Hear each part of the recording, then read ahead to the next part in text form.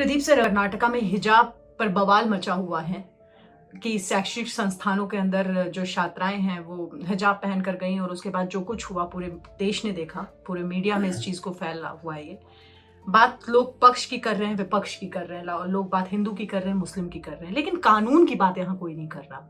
अगर कानूनी नजरिए से देखा जाए तो कैसे लेते हैं आप इस खबर को?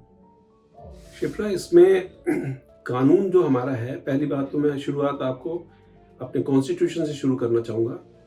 हम जब भी बात करते हैं तो हमारा प्रियम्बल भी यही बोलता है कि we the people of India. जब हम वी की बात करते हैं तो उसमें किसी कास्ट, क्रीड, रिलीजन, सेक्स, कोई भी चीज़ हो उसका डिस्क्रिमिनेशन नहीं होता। वी मीन्स हम सब।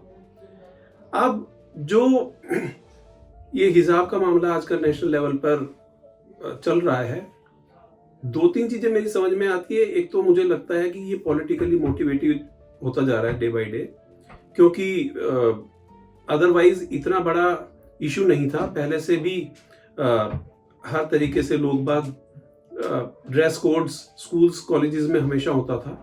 पर सर एक बार रोकूंगी यहाँ पे। एक तो संवैधानिक हक बोला जा रहा है ना, लड़की कह रही है कि हमारा संवैधानिक हक है कि हम अपनी चीज पहनकर अगर जा रहे हैं कॉलेज में, तो इसमें क्या दिक्कत है? नहीं, संवैधानिक हक अगर आपका हक है तो संविधान अदरवाइज भी बोलता है आपका हक हो सकता है।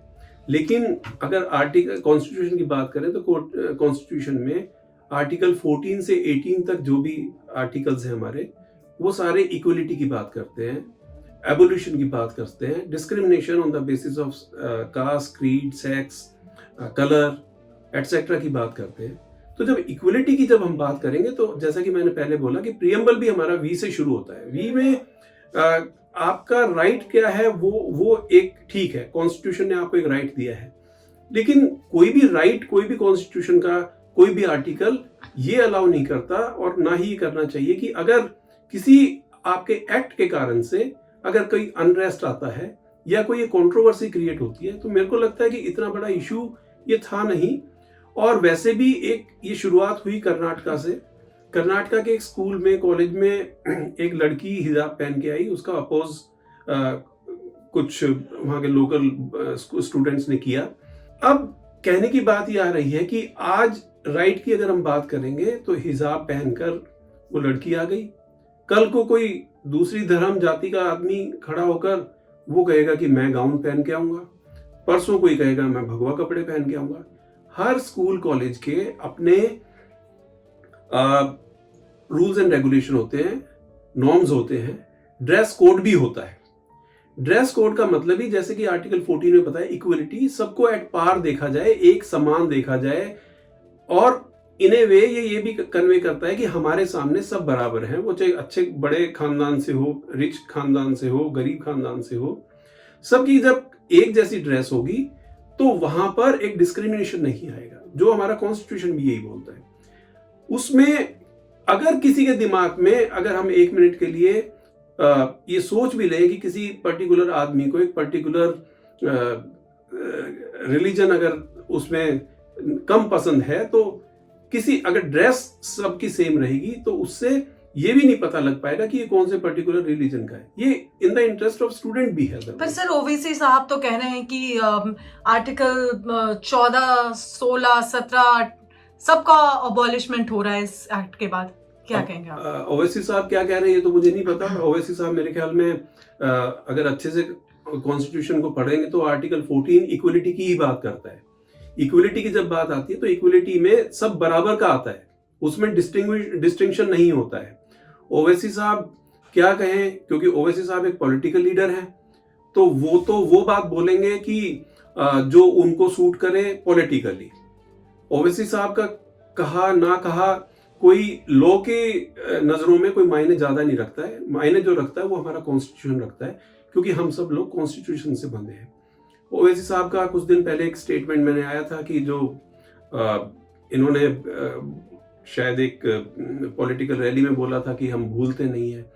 ये सब स्टेटमेंट इस तरह की देना एक मैच्योरिटी का सिग्नल नहीं है, मैच्योरिटी का साइन नहीं है, क्योंकि इस तरीके से भड़काऊ भाषण देने से या इस तरह की हरकत से ऑब्वियसली एक अनरेस्ट पैदा होने का एक चांस है।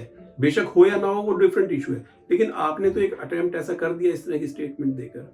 आपने जो न्यूट्रल लोग थे उनके दिमाग में एक तरह की बायसनेस क्रिएट कर दी। तो अगर आप कॉन्स्टिट्यूशन की भी बात कर रहे हैं तो आर्टिकल 14 से 18 एक बार पढ़ लीजिए आप। और आपको किसी भी, अगर आपके मदरसाज हैं उनमें आप ड्रेस कोड लेके आ जाओ, आप अपनी एजुकेशन वहां से ले लीजिए। ये इशू नहीं है कि जब एक इक्वलिटी की बात कर रहे हैं तो आप एक तरह तो ये चाहते हैं कि आपके पास एक सेकुलर इंस्टीट्यूशन हो। सेकुलर इंस्टीट्यूशन में सब तरह के जात के, धर्म के लोग होंगे। जब सेकुलरिज्म की, हमारी कंट्री भी सेकुलर है, सेकुलरिज्म फॉलो करते हैं मोस्टली लोग वगैरह यहाँ पर। आप अगर इस तरह की कंट्रोवर्सी क्रिएट करेंगे तो क्या आप दूसरे धर्मों के जो लोग हैं उनको इन ए वे ड्रिफ्ट नहीं कर रहे हैं उनके गोल से? आप उनको किसी भी तरीके से डाइवर्ट तो नहीं कर रहे हैं, या आप इनडायरेक्टली और डायरेक्टली उनके माइंड में एक डिवीजन का पार्ट तो नहीं क्रिएट कर रहे हैं कि सेक्स पे, रिलीजन पे, कास्ट पे इस तरह से उनको डिवाइड कर दें? वो किसी भी नेशन के लिए अच्छा नहीं है।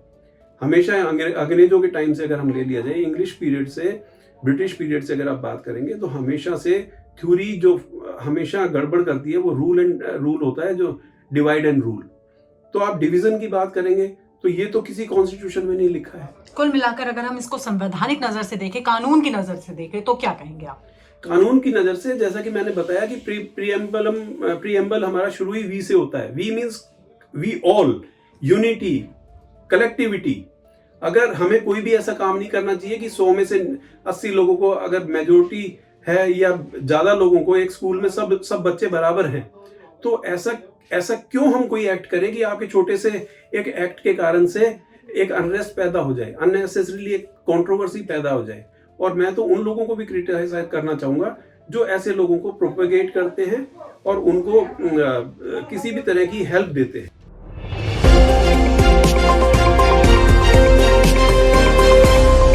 लॉ स्ट्रीट भारत, राष्ट्र के हित में।